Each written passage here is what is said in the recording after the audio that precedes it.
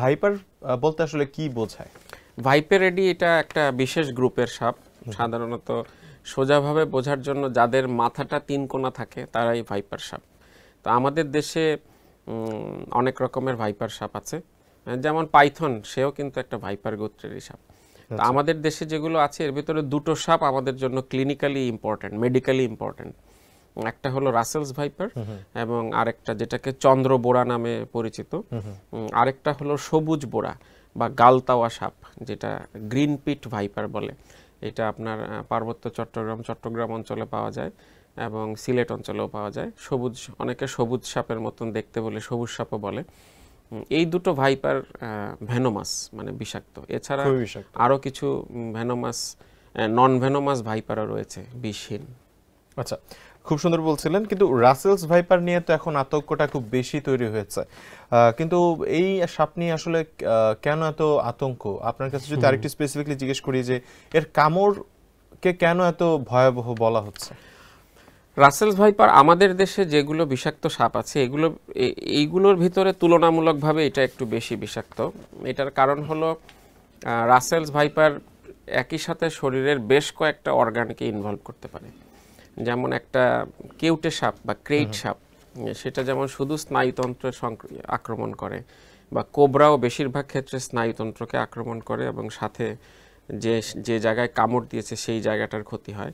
কিন্তু রাসেল ভাইপারের ক্ষেত্রে অনেক রকম ইফেক্ট হয়। এটার প্রথম খারাপ ইফেক্ট হলো এটা রক্তকে পাতলা করে ফেলে বা রক্তক্ষরণ হওয়ার প্রবণতা দেখা দেয়। তো শরীরের বিভিন্ন জায়গা থেকে রক্তক্ষরণ হলে এটা নিয়ন্ত্রণ করা খুব কঠিন। এটার সাথে সাথে সে স্নায়ুতন্ত্রেরও ক্ষতিগ্রস্ত করে। সে যেখানে কামড় দিয়েছে সেখানকার লোকাল মাংস টিস্যু সেটাকে ড্যামেজ করে, কিডনিকে ড্যামেজ করে। স্নায়ুতন্ত্রের আক্রান্ত হওয়ার কারণে ফুসফুসেরও ড্যামেজ হয়।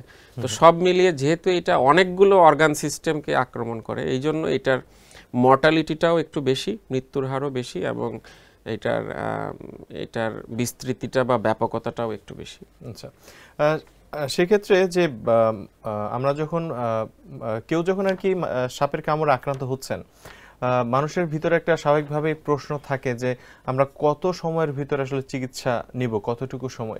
এটার কি কোনো নির্দিষ্ট সময় আছে? এটা সময়টা বলা খুব মুশকিল। এটা আসলে এটার কারণ হলো এটা নির্ভর করে অনেকগুলো সার্কামস্টেন্সের উপরে। যে সাপ কামড় দিয়েছে সে কোথায় কামড় দিয়েছে, পায়ে কামড় দিলে একরকম, ঘাড়ে কামড় দিলে একরকম। সেই সাপটা কি ওই সময় অনেক বেশি রাগান্বিত ছিল কিনা, সাপটা কামড় দেওয়ার সময়ে তার যে দাঁতের ওখানে যে বিষের থলিতে বিষ আদৌ ছিল কিনা, নাকি অনেক বেশি বিষ ছিল, সে ক্ষুধার্ত অবস্থায় ছিল কিনা, এগুলো অনেক রকম সার্কামস্টেন্সের উপরে নির্ভর করে যে কতটুকু বিষ সে দিবে। তো এটা যেহেতু গেস করা খুব কঠিন, এর জন্য সুনির্দিষ্ট সময় বলাটাও কঠিন। আমরা সব সময় বলে থাকি যে অ্যাজ সুন অ্যাজ পসিবল, যত দ্রুত সম্ভব উনি নিকটস্থ চিকিৎসা কেন্দ্রে যাবেন। সাথে সাথে কি মৃত্যুর ঘটনা ঘটে থাকে? It's very rare. সাথে সাথে না, এরকম আমরা কখনো শুনিনি, বা আমি নিজে কখনো আমার এক্সপেরিয়েন্স হয়নি। আচ্ছা, খুব বেশি না, বাকি সবই বেশি। সব বিষাক্ত কামড়েও তো সবাই মারা যান না, সব বিষাক্ত একরকম না। যেমন যদি সবুজ বোরা, যেটা গ্রিন পিট ভাইপার, এটার যদি কামড় দেয়, এটা অলমোস্ট মারাই যায় না। এটাতে শুধু সাপোর্টিভ ট্রিটমেন্ট দিলেই রোগীরা ভালো হয়ে যায়।